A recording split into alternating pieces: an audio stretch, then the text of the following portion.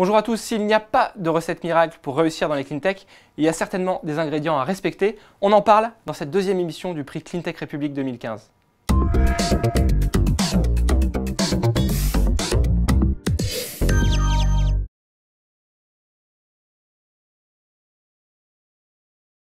Bienvenue en plateau, à mes côtés deux invités pour comprendre de quoi se nourrit la réussite d'une start-up cleantech. À ma droite, Benjamin Vinstin, bonjour. Bonjour. Vous êtes directeur du fonds d'amorçage Demeter Partners.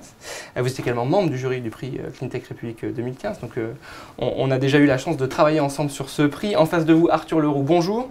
Bonjour. Vous êtes président d'Enogia et vous êtes lauréat du prix Cleantech République. C'était en 2013 avec le prix spécial du jury. Benjamin Vinstin, je vais commencer par vous. En préparant cette émission, vous m'avez dit qu'il y avait un élément vraiment clé dans la réussite d'une startup cleantech, c'était celui de répondre à un vrai besoin du marché.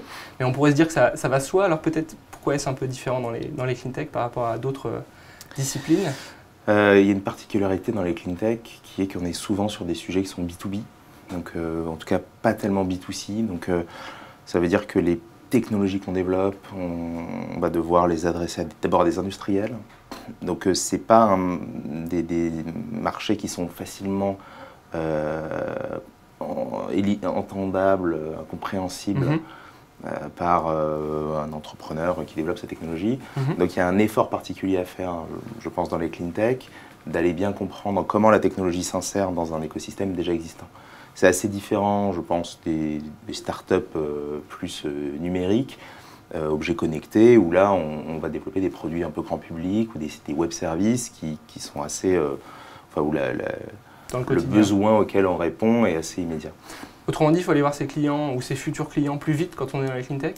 Voilà, c'est-à-dire le risque, c'est de développer une technologie pour la beauté de la technologie, et de ne pas se rendre compte qu'il peut y avoir une autre approche technologique ou une autre façon de répondre à un besoin qui n'est pas forcément technologique du tout, pour faire la même chose moins cher. Il ne faut pas essayer de réinventer la roue.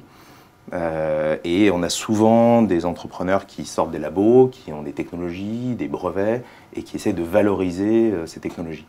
Ce qui est important, c'est de bien prendre l'approche inverse, de partir des besoins clients, et d'essayer de répondre à des besoins. Et si la réponse n'est pas technologique, eh ben, on apporte une réponse qui n'est pas technologique. C'est pas grave. Très bien. Autre particularité peut-être, c'est que dans les cleantech, les grands groupes ne sont pas forcément les ennemis des startups, on pourrait le dire comme ça. Alors là encore, une particularité des cleantech, c'est que c'est un secteur qui existe depuis 2000 ans. Ouais. Les noms ont changé, les appellations ont changé. Voilà, mais enfin le moulin à eau, le moulin à vent, enfin, c'est des sujets, la production d'énergie, la dépollution, c'est des sujets vieux comme le monde.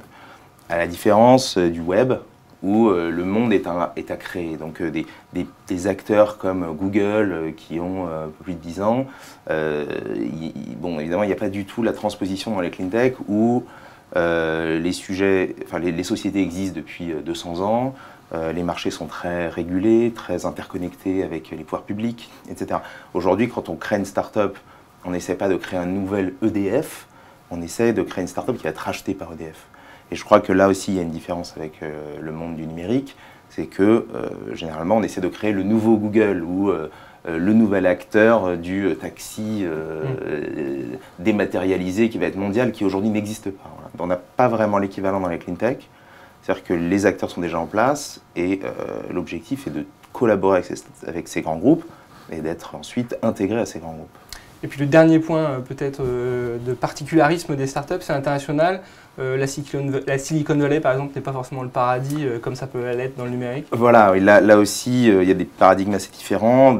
Dans le numérique, on va aller assez vite sur la Silicon Valley parce que les marchés sont vite globaux et les décideurs sont dans la Silicon Valley. Dans le cleantech, d'abord, les décideurs, ils sont un peu partout. Puisque c'est des marchés qui sont très fragmentés, qui sont très locaux, puisque très liés à la réglementation, ne serait-ce qu'au coût de l'électricité dans chaque pays, donc la qualité du réseau électrique dans chaque pays, etc. Donc vraiment, les particularités sont pays par pays, les champions sont pays par pays, et aujourd'hui, nous, les conseils qu'on donne à nos startups, c'est pas forcément d'aller tout aux États-Unis, parce que ça veut dire apprendre un marché qui n'a strictement rien à voir, et même aux États-Unis, c'est État par État. Et deuxièmement, les leaders mondiaux, il y en a beaucoup qui sont encore en France, Et donc, quelque part, les décideurs aussi, on n'est pas trop mal en France pour être proche des décideurs dans des sujets énergie-environnement. Peut se faire ici. Bon, on va essayer d'illustrer vos propos avec le parcours d'Enogia. Arthur Leroux, très rapidement, peut-être avant de commencer, est-ce que vous pouvez nous rappeler un petit peu l'histoire d'Enogia et puis la force de votre innovation? Alors, en quelques étapes, en ce qui concerne l'histoire de la société, on l'a fondée en 2009 avec mes associés. Et de 2009 à 2011, on a développé un premier prototype. Puis en 2012, on a fait une première levée de fonds auprès de Business Angel qui nous a permis de nous installer à Marseille et de développer le produit. Et finalement, en 2014, on a installé ce produit sur une unité pilote, ce qui nous a permis de démarrer la commercialisation effective du produit à la deuxième moitié 2014. Et aujourd'hui, on est en phase de développement du carnet de commandes. Alors ce produit, en l'occurrence, parlons-en, c'est une micro-centrale électrique à cycle organique de Rankine, c'est un nom un petit peu barbare. Ce qu'il faut retenir, c'est que c'est une centrale électrique qui valorise des rejets de chaleur en les convertissant en électricité. Donc on va prendre un flux de chaleur fatal, un flux de chaleur qui autrement serait perdu, comme la chaleur contenue dans l'échappement d'une cogénératrice biogaz, et transformer cette chaleur restante en électricité, ce qui va permettre d'améliorer le rendement financier de l'unité.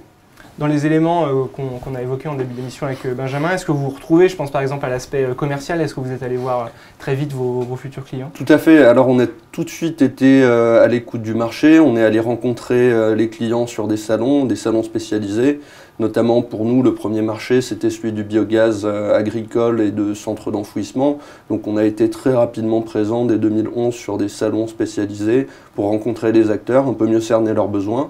Et puis on a cherché à aller au plus vite sur le terrain, c'est-à-dire qu'on avait une technologie qui commençait à bien fonctionner. On a cherché très vite à tisser un partenariat avec un utilisateur final. C'est l'unité Carnoët dans les Côtes-d'Armor qui nous a permis de valider la fiabilité et l'adéquation de cette technologie avec les besoins de clients.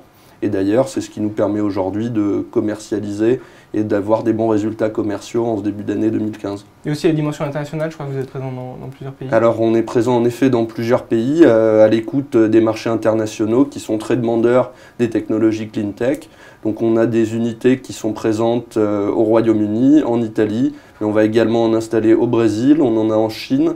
Donc on est à l'écoute de ces marchés qui sont vraiment très dynamiques en ce qui concerne la valorisation de la chaleur fatale. Quand vous regardez un petit peu dans le rétroviseur, est-ce qu'il y a une stratégie ou un point qui a été un peu payant dans ce parcours? Est-ce que vous avez fait attention à certains détails Je dirais qu'il y a un point très payant qui a été le fait de partir avec une équipe assez complémentaire. On est 3 associés dirigeants, dont un qui est particulièrement compétent en finance, un qui est particulièrement compétent en technique et le dernier qui travaille sur le commercial. Et c'est cette conjonction d'efforts et le fait qu'on soit allé au plus vite vers nos marchés et nos clients qui nous permet d'être là où on est aujourd'hui. Très bien. Benjamin Vinstin, vous qui êtes au contact de ces entrepreneurs, est-ce que la nouvelle génération est plus à l'aise sur ces sujets, connaît les erreurs à éviter? Est-ce qu'on a des dirigeants mieux formés aujourd'hui? Alors, c'est vrai que dans les clean tech, la moyenne d'âge est un peu plus élevée que dans le web. On a moins de start-upers qui se lancent juste à la sortie de l'école, même si ça commence à venir notamment avec le clean web, le clean IT. Oui, la rencontre du numérique et des clean tech. Voilà, exactement. Donc, on voit quand même qu'il y a, depuis, je pense, 2008, une tendance à développer des startups et ça commence dans les écoles.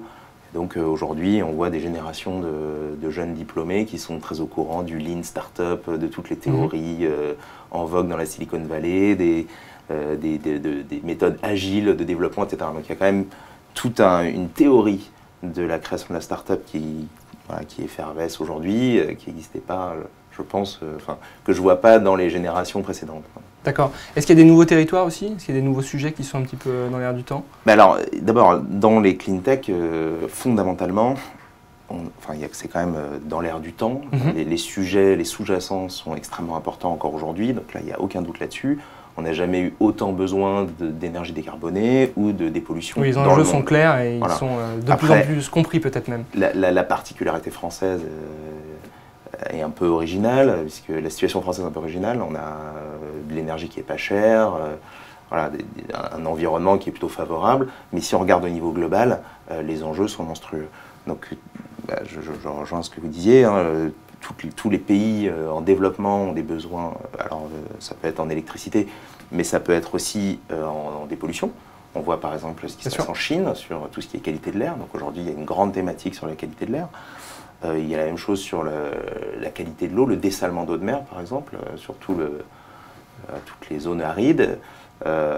Et puis on voit aussi également sur toute la partie smart grid, consommation autonome. Alors là, il y a Tesla qui a fait une annonce sur des batteries pour passer en autoconsommation, etc. Donc, et puis là, derrière, on va pouvoir intégrer tout ce qui est le numérique à l'intérieur des smart grids.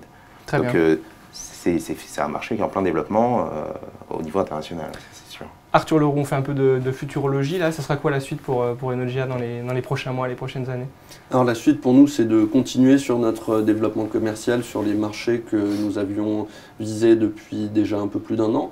Et puis par la suite, c'est d'être intégré de plus en plus en amont chez les fabricants de groupes électrogènes par exemple. Et puis de se développer également dans le domaine des transports où nous avons des projets de recherche en cours avec notre partenaire, l'Institut français du pétrole et des énergies nouvelles. Très bien. On arrive à la fin de cette émission. On va peut-être terminer, parce qu'on parlait des facteurs clés de succès dans cette émission, par quelques exemples justement de réussite. Je ne sais pas qui va commencer. Benjamin, peut-être. Est-ce que vous avez autour de vous quelques exemples ou un exemple de start-up FinTech que vous aimeriez mettre en avant aujourd'hui? Alors, si on reprend un peu tous les sujets qu'on a évoqués, je peux penser à 2 sociétés dans lesquelles on a investi depuis 2 ans. Donc, il y a une première société qui s'appelle Zenpark. Zenpark, c'est une société qui fait du parking partagé, hein, donc qui va ouvrir des parkings privés pour les mettre à disposition du grand public. Donc, c'est intéressant à plusieurs titres. D'une part, parce que c'est des nouveaux usages qui sont permis par le numérique, l'interface entre le numérique et puis la mobilité. On est sur des objets connectés, donc il y a quand même tous ces sujets qui sont permis depuis peu par l'arrivée numérique, d'une part. D'autre part, il y a un partenariat avec un grand groupe qui est Nexity, qui a lancé un partenariat avec Zenpark. Et là, donc on revient sur cette démarche partenariale. On revient sur la démarche partenariale, mais qui plus est par rapport à ce qu'on fait chez Demeter, Nexity étant un de nos souscripteurs industriels, aux côtés de Air Liquide, Sous Environnement, Coflineo et puis également l'IFP EN. Ça fait du sens. Voilà, donc on a un jeu à 3 entre Zenpark, Demeter et Nexity, et puis un partenariat entre les groupes. Donc on essaie de mettre ça en avant. L'autre exemple. Zenpark. Voilà. Deuxième exemple. Et le deuxième exemple que je peux citer, c'est Insect. D'accord. Qui est une société qui a été un peu visible en 2014, parce qu'elle a fait 2 tours de financement dans la même année. Donc nous, on a fait le premier, et donc le deuxième a été souscrit par un fonds de Singapour. Donc Insect, c'est comme son nom l'indique, une société qui cultive des insectes pour des applications à la fois protéines animales et chimie verte. Et là où c'est intéressant, c'est sur la partie internationale. Autant manger des insectes ou les protéines d'insectes chez nous, c'est quelque chose qui n'est pas tout à fait culturel. C'est pas très culturel, non, tout à fait. Autant en Asie, ça l'est beaucoup plus. Et donc c'est assez symptomatique de voir ce fonds singapourien qui est vraiment ciblé sur les nouvelles protéines, qui a identifié une technologie française, qui est venu tout de suite, même en amorçage très tôt, investir dans une start-up française pour des applications asiatique. Oui, le thème est mondial, comme on le voit avec l'exposition universelle en ce moment, qui à Milan parle de ces sujets. Arthur Leroux, vous êtes marseillais, donc peut-être que vous allez nous citer des exemples de start-up du Sud. Alors en région, on cite pas mal Optimum Tracker qui a su aller assez vite vers ses clients et ses marchés et développer vite son chiffre d'affaires. Et puis nous, on a un partenaire qu'on souhaite mettre un petit peu en avant, qui est une société que j'aime beaucoup, qui s'appelle Mini Green Power, qui vient de se lancer avec un concept intéressant de gazéification et de valorisation des déchets verts. Très bien, on les suivra, peut-être qu'ils feront partie des candidats du prix Cleantech République 2015. Merci à tous les deux pour vos explications et vos exemples de réussite en matière de Cleantech en France. Merci à vous de nous avoir suivis. À bientôt, au revoir.